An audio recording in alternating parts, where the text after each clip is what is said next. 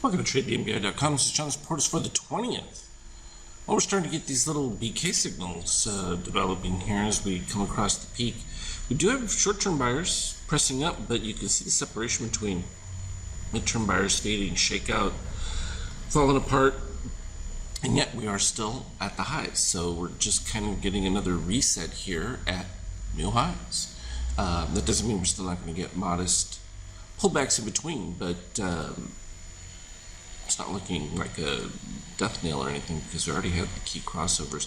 You'd have to have steel come above and then back below to generate a strong weak signal, and that's because of this. The Nasdaq, we've had cyan under red, we've had steel coming from below. It just is not going to quit. So there's and this is a function of the power of throwing just money for free at people. They got nowhere to put it, and they got to put it to use, and so far the only place you can get a yield is in the market. The euro, look at that. We broke below the line. They're going to try and do what they can here to save it, but look at this shakeout. Look at the dip below the red lines. Anything they try here is probably going to get stalled out pretty quickly. And then that's going to set up another range right down at the 104.5 range. A dip below that, and we're in crisis mode for the euro because that would be a nightmare. This was an interesting one. So we saw the buy coming in, and it continued to build. And like we were talking about, we got above that 13.5, but it needed to prove itself over the 23, and it did that. But it is getting overbought here at the peak point. Why it's rebounding, most of it's going to be a short cover because we just had inventory increases and that, and could even be strategic buying from government to hold on to fuel, particularly if they think that there's going to be disruptions. So, because it makes no sense given what we're seeing from capital use. So this is just like what we're seeing with the markets when the Fed intervenes. Things change, and in this particular case, when it comes to buying up oil and that, if the U.S. is picking up those reserves to have, that would make sense. Or even other central governments who are, projecting things to get out of control, as we've seen.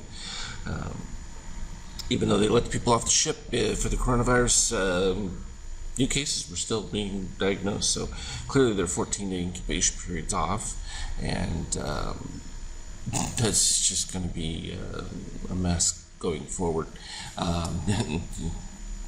You can see the markets are projecting it because gold blowing out like this would not be the case, especially in the face of this much liquidity.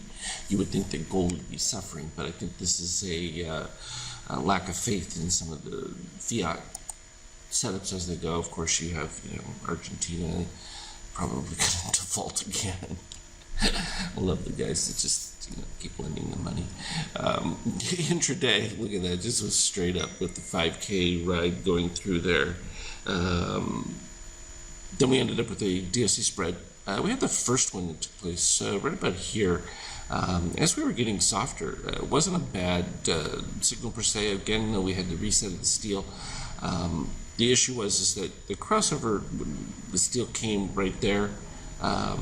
It still took a couple more bars before the DSC spread and before green to break down below. So by the time the green broke down below to give you a clean push through, you had the reset and you kind of lost the momentum. I mean, it still dipped, but it wasn't sustainable that way. So here, you're a little bit different. You get the crossover happening exactly at that key moment, and then you're getting the breakdown. It just didn't break down very far. Well, that's just the given nature of where things are at. And you need a similar situation right here. Clean DSC spread. Perfectly fine to take that. And that one actually produced a decent fill back. We haven't really had that many positive extremes. We had them at the beginning of the morning. We still haven't filled that one completely. Going back there, it kind of filled it back at least to the main body pretty quickly after it happened. And for me, that's enough to not consider it as a major target going forward there. But it's still worth noting that we're still producing mostly decent shakeouts even intraday. But when we do go south, they tend to have good drawdowns. So that's worth noting that the opportunity to profit both ways is still good. I have no objections to this at all. As always, though, I will certainly put up anything that pops out and indicates that we could see something new, and I'll put it up on the sketch app. Trade well.